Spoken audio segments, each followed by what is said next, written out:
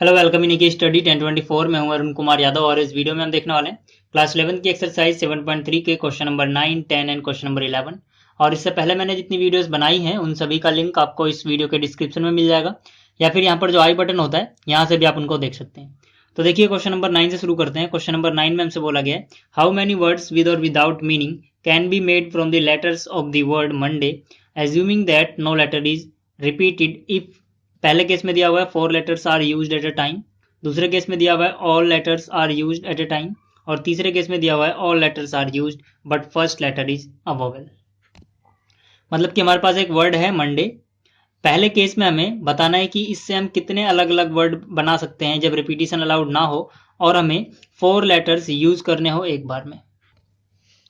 तो देखिए इसको करने का सबसे आसान तरीका ये है कि हमें एक बार में कितने लेटर यूज करने हैं 4। मैं पहला पार्ट कर रहा हूं। अब 4 लेटर में जब यूज करने तो हम 4 प्लेस मार्क कर लेंगे और हमारे पास टोटल कितने लेटर्स हैं 1 2 3 4 5 6। ठीक है, 6 लेटर्स हैं और सारे यहाँ पे देखिए अलग अलग हैं, कोई ऐसा नहीं है कि कोई लेटर 2 बार आ रहा हो यहाँ पे। तो यानी पहले प्लेस को भरने के हमारे पास 6 वेज होंगे। अब कोई ना कोई एक यहाँ पे आ चुका होगा तो इसको भरने के 5 वेज होंगे, इसको भरने के 4 वेज होंगे और इसको भरने के 3 वेज होंगे। ये सब मैं आपको पिछली वीडियोस में करा चुका हूँ ऐसे क्वेश्चन, इसलिए मैं जल्दी जल्दी कर रहा हूँ यहाँ पे। अब आप क्या करोगे, अब आप इनको सबको मल्टीप्लाई कर लोगे। तो यहाँ से मल्टीप्लाई करोगे तो 6 5 जा 30, 30 4 जा 120, 120 इंटू में 3 करोगे कितना आ जाएगा 360। एक तरीका तो ये है, ठीक है। या फिर आप इसको अगर फॉर्मूले से करना चाहो तो वो भी सिंपल है। कैसे, हमारे पास टोटल 1 2 3 4 5 6 हैं, ठीक है, और एक बार में हमें 4 लेटर लेने हैं, ठीक है। अब यहाँ पे लेटर्स के आगे पीछे करने से फर्क पड़ता है, मतलब ये परम्यूटेशन का क्वेश्चन है। तो इसका आंसर हो जाएगा 6p4। 6p4 को आप चाहो तो सोल्व कर लो, ऊपर कितना हो जाएगा 6 फैक्टोरियल, ठीक है। npr का फॉर्मूला क्या होता है, n factorial divide by n minus r factorial. तो यहाँ पे n की जगह 6 था तो 6 फैक्टोरियल आ गया, फिर n माइनस आर यानी 6 माइनस 4 यानी कि 2 फैक्टोरियल आएगा। इसको आप सोल्व करोगे तो हो जाएगा 6 इंटू में 5 इंटू में 4 इंटू में 3 इंटू में 2 फैक्टोरियल, और नीचे भी 2 फैक्टोरियल है, ठीक है। 2 फैक्टोरियल से 2 फैक्टोरियल कट जाएगा, यहाँ पे क्या जाएगा 6 इंटू 5 इंटू 4 इंटू 3 जो यहाँ पे आया था। तो मतलब इसको भी मल्टीप्लाई करने पे आपका आंसर कितना आ जाएगा 360। चाहे आप इस तरीके से करो इस तरीके से करो, आपकी मर्जी है। अब बात करते हैं इसके सेकंड पार्ट की। सेकंड पार्ट में हमसे बोला गया है all letters are used at a time, मतलब कि सारे के सारे लेटर ही हम यूज करते हैं एक बार में। हमारे पास लेटर कौन कौन से हैं, MONDAY, ठीक है। सेकंड पार्ट की बात कर रहा हूं मैं। देखिए इसको अगर हम सबसे पहले इस तरीके से करें तो हम क्या करेंगे, यहाँ पे 1 2 3 4 5 6 लेटर हैं तो हम 6 प्लेस बना लेंगे, ठीक है। और फिर 6 इंटू 5 इंटू 4 मतलब कि 6 फैक्टोरियल वेस में वो अरेंज हो जाएगा, ठीक है। चाहे तो आप ऐसे याद रखो या फिर आप ऐसे याद रखो कि अगर आपके पास n ऑब्जेक्ट हैं और सबको आपको अरेंज करना हो, ठीक है, तो आप उसको अरेंजमेंट होता है n फैक्टोरियल। तो यहाँ पे हमारे पास 6 ऑब्जेक्ट हैं, 6 के 6 को हमें अरेंज करना है तो 6 फैक्टोरियल आ जाएगा। या फिर आप जैसे हम करते आए हैं 1 2 3 4 5 6 प्लेस बनाओ, इसको 6 वेज से, इसको 5 इसको 4 इसको 3 इसको 2 1, ठीक है, और इसको क्या करोगे आप मल्टीप्लाई कर दोगे, ठीक है। बात यही आएगी सेम। तो यहाँ से कितना आंसर आ जाएगा इसका, 6 फैक्टोरियल कितना होता है, 6 फैक्टोरियल होता है 6 5 जा 30, 30 4 जा 120, 120 को आप 3 से मल्टीप्लाई करोगे 360, 360 को 2 से मल्टीप्लाई करोगे कितना हो जाएगा 720, ठीक है। तो अगर आपको डायरेक्ट ये फॉर्मूला समझ में आता है, याद है कि अगर हमारे पास n अलग अलग ऑब्जेक्ट हैं और सबके सबको अरेंज करना हो तो n फैक्टोरियल आंसर आता है, तो सीधा आप लिख दो, ठीक है। n फैक्टोरियल, n की जगह यहाँ पे 6 आएगा।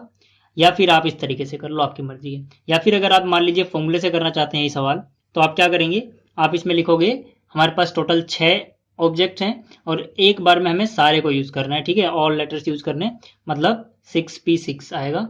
और ये कितना हो जाएगा, ये हो जाएगा आंसर 6 फैक्टोरियल, और फिर से आंसर कितना आ जाएगा 720। आपको याद रखना है npn जो होता है वो n फैक्टोरियल होता है, तो आपको इसमें फॉर्मूला आगे कैलकुलेट करने की जरूरत नहीं है।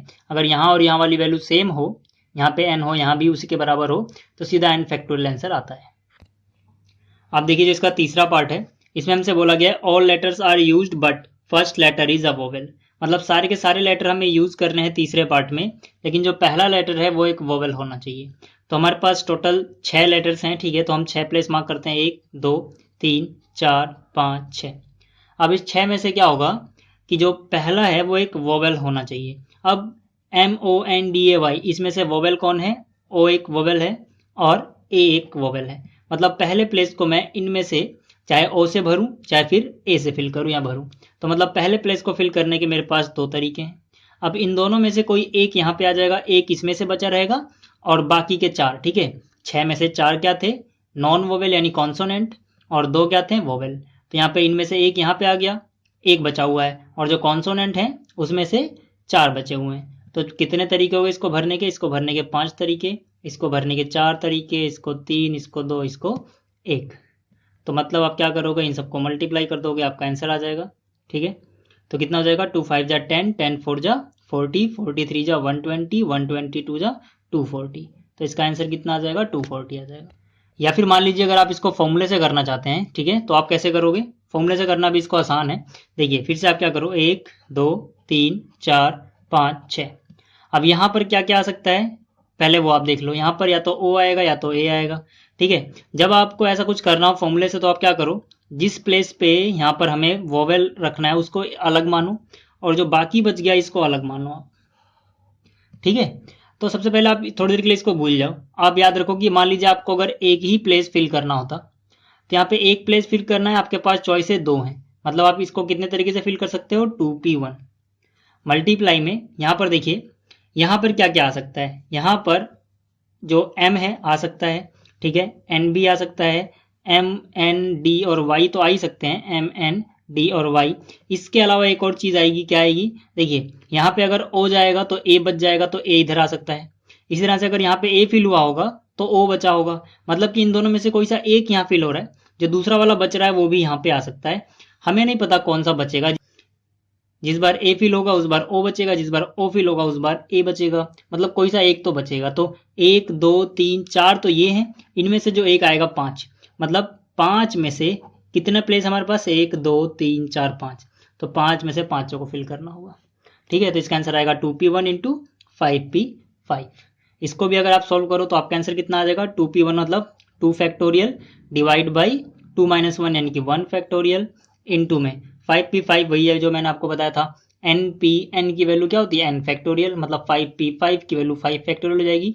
5 फैक्टोरियल मतलब 5 इंटू 4 इंटू में 3 इंटू में 2 इंटू में 1। 2 फैक्टोरियल तो 2 ही होता है, मतलब 2 5 जा 10, 10 4 जा 40, 43 जा 120, 122 जा 240। आप चाहे इस तरीके से करें या इस तरीके से, आंसर सेम आना है।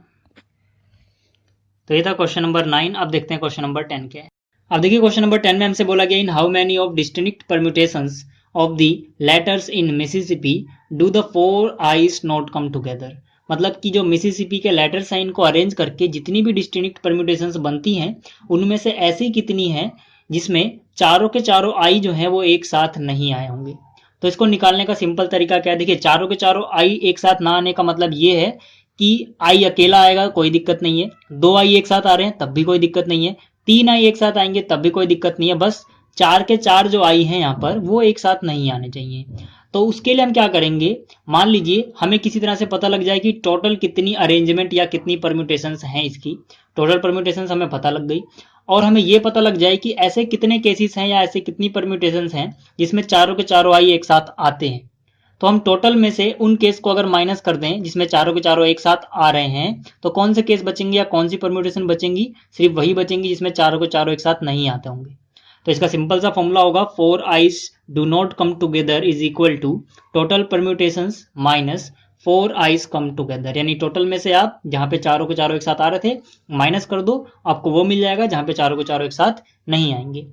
अब बात करते हैं कि इसकी टोटल परम्यूटेशंस कितनी होंगी। देखिए मिसिसिपी में कितने लेटर हैं टोटल, 1 2 3 4 5 6 7 8 9 10 11। तो जो टोटल परम्यूटेशंस हो जाएंगी 11 फैक्टोरियल। लेकिन यहाँ पर कुछ ऐसे भी लेटर्स हैं जो एक से ज्यादा बार आए हुए हैं, जैसे कि एस को ले लो आप, एस यहाँ पर 1 2 3 4 बार आया है, तो इसको हम डिवाइड करेंगे 4 फैक्टोरियल से। और इसी तरह से यहाँ पर जो P है वो 2 बार आया है, तो उसके बदले में हम यहाँ 2 फैक्टोरियल से डिवाइड करेंगे। और जो I है वो 1 2 3 4 बार I आया है, तो 4 फैक्टोरियल से डिवाइड करेंगे। हमने डिवाइड क्यों किया, इसका रीजन समझ लो पहले। देखो जैसे कि मान लीजिए मेरे पास M और I है, I को मैं पहले लिख दूं, M को बाद में लिख दूं, तो इनके ऑर्डर को चेंज करने से कुछ नया वर्ड बनेगा। लेकिन जो चीज सेम है, जैसे कि यहाँ पर आई है यहाँ पर आई है, इस आई को उठा के मैं यहाँ पे रख दूं, इस आई को उठा के यहाँ पे रख दूं, तो मुझे पता नहीं लगेगा कुछ नया भी बना है, ठीक है ना, वो पहले जैसे ही होगा, क्योंकि हम आई और आई में डिफरेंस नहीं बता सकते हैं। इसी तरह से एस एस एस एस, इन चारों एस को आप एक दूसरे की जगह रखो, आपको पता नहीं लगेगा कि कुछ नया भी बना है। इसीलिए जो चीज एक से ज्यादा बार आई होती है उतने फैक्टोरियल से हमको डिवाइड भी करना पड़ता है। ठीक है, चलिए ये तो आपको समझ में आ गया होगा। अब बात करते हैं कि जो चारों के चारों आई हैं वो एक साथ आए होंगे, वो केसेस हम कैसे निकालेंगे। देखिए, जब भी आपको कुछ ऑब्जेक्ट एक साथ लाने हो तो आप क्या करो, उनकी पहले लिस्ट बनाओ। जैसे कि यहाँ पे हमें आई चाहिए, तो हम कितने आई हैं यहाँ पे लिस्ट बनाएंगे, 4 आई चाहिए हमें, 1 2 3 4, चारों आई की मैंने लिस्ट बनाई और इनको मैं क्या करूंगा, एक ब्लॉक में बंद कर दूंगा। तो एक ब्लॉक में बंद होने का मतलब इनको हम टोटल एक ऑब्जेक्ट की तरह ट्रीट करेंगे। जब भी आपको कुछ ऑब्जेक्ट एक साथ लाने हैं, आप उनको एक ब्लॉक में बंद करो और उनको एक ऑब्जेक्ट की तरह ट्रीट करोगे। ठीक है, यही ट्रिक है इस क्वेश्चन को करने का। उसके बाद आपके पास क्या क्या बचता है, देखिए आई को छोड़ के जो भी बचा हो यहाँ पे आप लिख लो, एम बच गया। ठीक है, आई नहीं लिखेंगे, एस एस एस एस, आई हम लिख चुके हैं, एस एस, ठीक है, एस एस, और फिर आई भी लिख चुके हैं, फिर पी पी, ठीक है, और आई हम लिख चुके हैं। अब आप क्या करोगे, आप इसको एक काउंट करोगे और इनको भी एक एक एक ऐसे काउंट करोगे। तो मतलब आपके पास कितने ऑब्जेक्ट रहेंगे, 1 2 3 4 5 6 7, और इसको आप एक की तरह काउंट कर रहे हो, मतलब 7 और एक ये 8। तो देखिए आपके पास टोटल 8 ऑब्जेक्ट हैं, तो ये हो गया 8 फैक्टोरियल। अभी मैं रीजन बताऊंगा कि इसको हम एक ऑब्जेक्ट की तरह काउंट क्यों कर रहे हैं, लेकिन उससे पहले कुछ लिखना है मुझे। देखिए 8 फैक्टोरियल ये हो गया। अब आप यहाँ पे देखो कि क्या क्या चीजें हैं जो एक से ज्यादा बार आ रही हैं। एस 1 2 3 4 बार आया है तो इसको हम 4 फैक्टोरियल से डिवाइड करेंगे। पी 2 बार आया है तो इसको हम 2 फैक्टोरियल से डिवाइड करेंगे। इसी तरह से आप इसके अंदर आते हैं, फिर इसके बाद आप क्या करते हो, मल्टीप्लाई करते हो और इस ब्लॉक के अंदर आते हो और देखते हो कि इनको कितने तरीके से अरेंज किया सकता है। देखिए चारों आई सेम है तो जाहिर सी बात है आगे पीछे करने से कोई फर्क नहीं पड़ेगा। बट कई बार क्वेश्चन में आपको दिया होता है कि जैसे कि वोवेल्स एक साथ आ रहे हैं, वोवेल्स अलग अलग भी हो सकते हैं, उनको आगे पीछे करने से फर्क पड़ता है। तो तरीका क्या होगा वो मैं बता देता हूँ। तरीका ये होता है कि इनके भी कितने परमुटेशन हो सकते हैं वो लिखते हैं। तो 1 2 3 4 है तो इनको 4 फैक्टोरियल में अरेंज किया जा सकता है, लेकिन चारों के चारों सेम है इसलिए आप 4 फैक्टोरियल से डिवाइड भी कर दोगे, वही आंसर आ जाएगा 1। ठीक है, इसने का। अब बात करते हैं कि इसको हमने एक ब्लॉक में एक ऑब्जेक्ट क्यों माना। एक ऑब्जेक्ट इसलिए माना क्योंकि देखिए जब भी आप इसको मूव करोगे तो सबको एक साथ मूव करोगे। जैसे कि अगर मुझे यहाँ पे इस वाले एस और इस वाले एस के बीच में रखना है इनको, तो मैं क्या करूंगा, एक आई को उठा के नहीं रखूंगा, पूरे के पूरे ब्लॉक को रखूंगा। मतलब जब भी मैं इसको कहीं अरेंज करूंगा तो इस पूरे को एक साथ मूव करूंगा, मतलब मेरे लिए ये एक ऑब्जेक्ट का काम कर रहा है। ठीक है, इसीलिए मैंने यहाँ पे इसको एक माना, इसको भी एक माना, इसको भी एक माना, लेकिन इस पूरे को एक माना। तो मेरे पास 1 2 3 4 5 6 7 और एक ये 8 हो गए। इसको आप सोल्व करोगे आपका आंसर आ जाएगा। तो अब देखिए इसको हम सोल्व कैसे करेंगे। सबसे पहली बात, 4 फैक्टोरियल से 4 फैक्टोरियल खत्म हो गया। यहाँ पर क्या होगा, देखिए इसको आप लिख सकते हो 11 इंटू में 10 इंटू में 9 इंटू में 8 इंटू में 7 इंटू में 6 इंटू में 5 इंटू में 4 फैक्टोरियल पे आप रुक जाओगे क्योंकि नीचे आपको 4 फैक्टोरियल मिल रहा है तो वो तो कट ही जाएगा। ठीक है, तो एक 4 फैक्टोरियल को ऐसे रहने दो क्योंकि वो कट जाएगा इससे। और यहाँ पर 2 फैक्टोरियल की वैल्यू तो 2 इंटू 1 ही होती है, और इसी तरह से 4 फैक्टोरियल की वैल्यू 4 गुणा में 3 फिर 2 फिर 1 हो जाएगी। ठीक है, इसी तरह से माइनस, यहाँ पर आप क्या कर सकते हो, यहाँ पर आप 8 इंटू में 7 इंटू में 6 इंटू में 5 इंटू में 4 फैक्टोरियल पे रुक जाओगे भाई। ठीक है, डिवाइड बाई यहाँ पे कितना है 4 फैक्टोरियल, मतलब 4 गुणा में 3, सॉरी 4 फैक्टोरियल तो ऊपर है तो खोलना ही नहीं है, 4 से 4 कट जाएगा। और यहाँ पे कितना बचा, 2 फैक्टोरियल मतलब 2 इंटू 1। अब आप यहाँ से क्या करोगे, 4 फैक्टोरियल से 4 फैक्टोरियल कैंसिल आउट हो गया। ठीक है, 3 2 जा कितना हुआ 6, तो 3 2 जा 6 नीचे, 6 से 6 कैंसिल आउट हो गया। ठीक है, यहाँ पर हमारे पास क्या है 4, 4 2 जा कितना 8, और इस 2 से क्या कट गया, ये 2 कट गया। ठीक है, सब कुछ कट चुका है नीचे। तो ऊपर क्या बचा, मैं एक बार यहाँ पे कॉपी कर लेता हूँ, सारा कट गया ना। ठीक है, सारा कट चुका है। तो यहाँ पे बचा 11 इंटू में 10 इंटू में 9 इंटू में क्या बचा ये 7 इंटू में 5। ठीक है, और माइनस यहाँ पर 4 फैक्टोरियल से 4 फैक्टोरियल कट गया। यहाँ पे 2 से अगर काटोगे आप, 2 एकम 2, 2 चौक 8, तो कितना बचेगा 4 गुणा में 7 फिर 6 फिर कितना 5। अब इसके बाद आप इन सबको मल्टीप्लाई करोगे तो आपका आंसर आ जाएगा 34650, और आप इनको मल्टीप्लाई करोगे तो आंसर आएगा आपका कितना आ जाएगा 840। तो इसमें से ये माइनस करोगे, जब आप माइनस करोगे तो आंसर आएगा 33810। तो उम्मीद है आपको ये क्वेश्चन समझ में आया होगा। अब बात करते हैं क्वेश्चन नंबर 11 की। अब देखिए जो क्वेश्चन नंबर 11 है इसमें हमसे पूछा गया in how many ways the letters of the word permutations be arranged if the, पहला केस बोला गया हमसे word start with p and end with s. Second case बोला गया vowels are all together. Third case बोला गया है there are always 4 letters between p and s. मतलब कि हमारे पास एक वर्ड है परम्यूटेशंस, इसके लेटर्स को हमें अरेंज करना है। और पहले केस में पूछा गया है कि ऐसी कितनी अरेंजमेंट हो सकती हैं जिसमें जो वर्ड्स हैं वो पी से स्टार्ट हो और एस पे एंड हो। तो यहाँ पर देखिए टोटल कितने लेटर्स हैं इसके पास, 1 2 3 4 5 6 7 8 9 10 11 12, तो टोटल 12 लेटर्स है हमारे पास। अब जो वर्ड्स हैं अगर वो पी से स्टार्ट होते हैं और एस पे खत्म होते हैं, टोटल लेटर्स 12 हैं, तो बीच में कितने बचेंगे, बीच में 10 आएंगे। ठीक है, तो मतलब देखिए पी तो फिक्स होगा, ठीक है, तो इसको हमें कुछ नहीं करना। एस भी फिक्स ही होगा क्योंकि एंड हमेशा एस से होगा, तो इसको भी हमें कुछ नहीं करना। मतलब जो बीच में आएगा वो हमें अरेंज करना है। टोटल 12 हैं, 2 यहाँ पे खर्च हो गए तो बीच में 10 बचेंगे। तो उनको हम कितने तरीकों से अरेंज कर सकते हैं, उनको हम अरेंज कर सकते हैं 10 फैक्टोरियल वेज से। ठीक है, लेकिन यहाँ पर क्या होगा, देखिए जो टी है वो 2 बार आया हुआ है। ठीक है, यहाँ पर भी टी है और यहाँ पर भी टी है, तो टी 2 बार आया है, इसके अलावा और कोई भी एक से ज़्यादा बार नहीं आया। तो हम क्या करेंगे, इसको 2 फैक्टोरियल से डिवाइड भी करेंगे। ठीक है, अब इसके बाद कितना आंसर आ जाएगा, 10 इंटू में 9 इंटू में 8 इंटू में 7 इंटू में 6 इंटू में 5 इंटू में 4 इंटू में 3 इंटू में 2 फैक्टोरियल पे आप रुक जाओगे, नीचे 2 फैक्टोरियल है, तो 2 फैक्टोरियल से 2 फैक्टोरियल कैंसिल आउट हो गया। अब आप क्या करोगे, इन सबको मल्टीप्लाई कर लोगे, और जब आप इन सबको मल्टीप्लाई करोगे तो आंसर आएगा 1814400।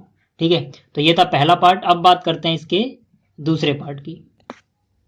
दूसरे पार्ट में हमसे बोला गया वोवेल्स आर ऑल टुगेदर, मतलब सारे के सारे वोवेल्स एक साथ होने चाहिए। तो मैंने अभी पिछला जो क्वेश्चन कराया था, मैंने बताया था कि अगर कुछ ऑब्जेक्ट एक साथ आने चाहिए हमेशा, तो उनको हम एक ब्लॉक में बंद कर देते हैं। तो यहाँ पे वोवेल्स कौन कौन से हैं, देखिए सबसे पहले में क्या मिलेगा, ई, मतलब ई एक वोवेल है। उसके बाद क्या मिलेगा, यू मिल रहा है और ए मिल रहा है, उसके अलावा आई मिल रहा है, उसके बाद ओ मिल रहा है। ठीक है, तो ये सारे क्या हैं, वोवेल्स हैं। तो हम क्या करेंगे, इनको एक ब्लॉक के अंदर बंद करेंगे पहले। तो यहाँ पे ई यू ए आई और ओ, ठीक है, ई यू ए आई और ओ, ये एक साथ आ जाएंगे क्योंकि हम इनको एक ऑब्जेक्ट की तरह ट्रीट करेंगे जैसे पिछले क्वेश्चन में हमने किया था। इसके अलावा हमारे पास जो बच रहा है हम वो लिख लेंगे। ठीक है, क्या बच रहा है हमारे पास, पी बच गया, ये रहा पी, और ये आर बचा, ये एम बचा, और क्या बचा, ये टी बचा हुआ है, और ये टी बचा हुआ है, और आई तो लिख चुके हैं, और लिख चुके हैं, यहाँ पे एन बचा हुआ है और एस बचा हुआ है। ठीक है, तो इतनी चीज़ें हमारे पास बची हुई हैं, इसको हम एक मानेंगे और इसको एक एक ऐसे करके। ठीक है, तो कितने हो जाएंगे टोटल, 1 2 3 4 5 6 7 ये हो गए, और इस पूरे को एक मानना है, यानी 7 ये और एक ये 8। तो मतलब इनको हम अरेंज कर सकते हैं 8 फैक्टोरियल से। उसके बाद यहाँ पे आपको देखना है कि क्या कोई एक से ज़्यादा बार आ रहा है, टी 2 बार आ रहा है। ठीक है, यहाँ पर भी टी है, यहाँ पर भी टी है, तो आप इसको 2 फैक्टोरियल से डिवाइड कर दोगे। फिर इनटू में जो आपने ये एक माना था इसके अंदर आओगे, अंदर ही एक दूसरे से अरेंजमेंट हो सकते हैं, मतलब जब भी ये मूव होंगे एक साथ होंगे लेकिन अंदर आपस में अरेंज हो सकते हैं, ओ पहले आ जाए आई बाद में आ जाए, इस तरीके से। ठीक है, तो 1 2 3 4 5 है, टोटल 5 फैक्टोरियल, और इनमें कोई भी एक से ज़्यादा बार नहीं आया तो हम डिवाइड नहीं करेंगे, इतना ही रहने देंगे। जब आप इसको सॉल्व करोगे तो कितना आंसर आएगा, 8 फैक्टोरियल को आप लिख सकते हो 8 इंटू में 7 इंटू में 6, ठीक है, इंटू में 5 इंटू में 4 इंटू में 3 इंटू में 2 फैक्टोरियल पे आप रुक जाओगे क्योंकि नीचे फिर से 2 फैक्टोरियल मिल रहा है आपको, इंटू में क्या है 5 फैक्टोरियल, जिसको आप लिख सकते हो 5 इंटू में 4 इंटू में 3 इंटू में 2 इंटू में 1। 2 फैक्टोरियल से 2 फैक्टोरियल कट गया, जो भी बचा आप इन सबको क्या करोगे, मल्टीप्लाई कर लोगे।